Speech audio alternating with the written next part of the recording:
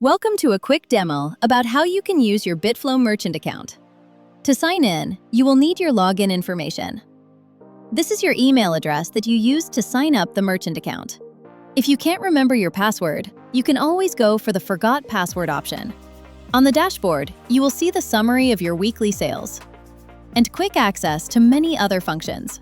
If you go to the Fees section, it will show you a summary of all the fees on your merchant account. You can also check our knowledge base, where you can self-search for any information. You can also reach our support team over email or call us at 833-71-93569. In the account, you can upload your company logo. You can change it whenever you need it by uploading and saving it. You can also change your company display name. This is the name that your customers will see at the checkout page when they make the payment. You will have access to invoices and API keys. You can download the API key and secret key. Let's move on to the hosted payments. Here, you will see on the portal how to create your hosted payments. Within the knowledge base, you can easily search for any item that you need help with. You can find the information shown here.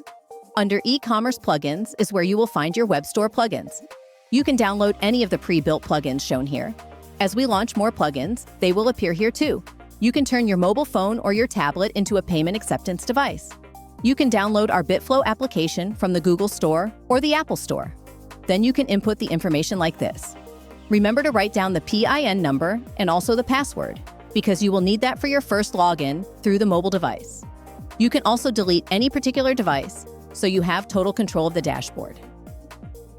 Let's look at how easy it is to create an invoice. You can create a recipient, or you can create an invoice.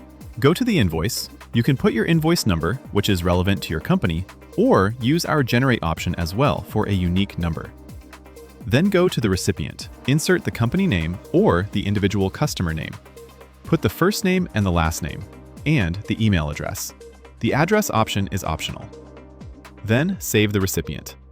Go back to the invoice, put your invoice number, select the recipient that you created from the drop-down menu, and then select the currency that you want to bill your client. Select any of these currencies shown. For this example, we are selecting USD. We are going to charge our customer $2,500. We want to put a little description as well for the client. There are two checkbox options that can be used when using the invoice option.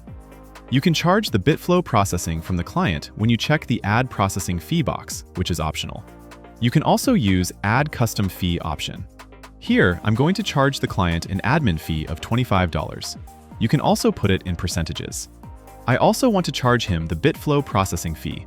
So when I get my payment, I get exactly $2,500 in my bank account, minus any banking charges from my bank. There's also the option of recurring invoices depending on your requirement.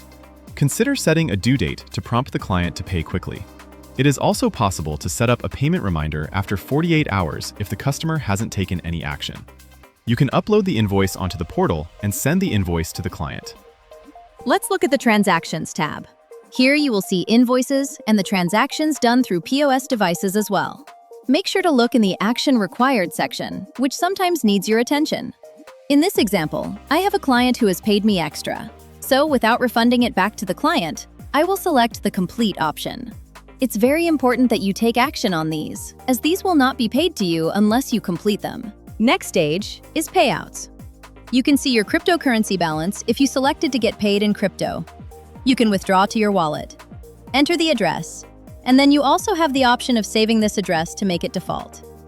You will see a summary of all the payouts made to you.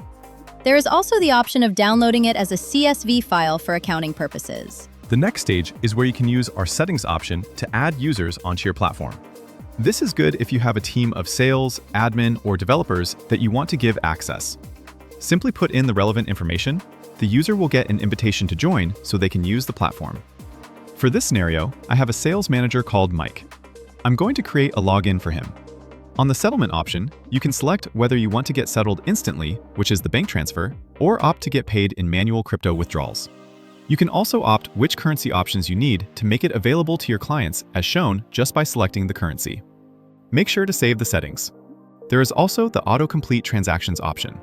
There could be instances where customers might underpay or overpay, so in those cases, unless you complete the transaction manually as shown earlier, these transactions will stay unpaid to you. With this auto-complete option, you can set a tolerance level as a percentage or an amount, and then save. When a transaction falls within these particular tolerance levels, it will be automatically completed.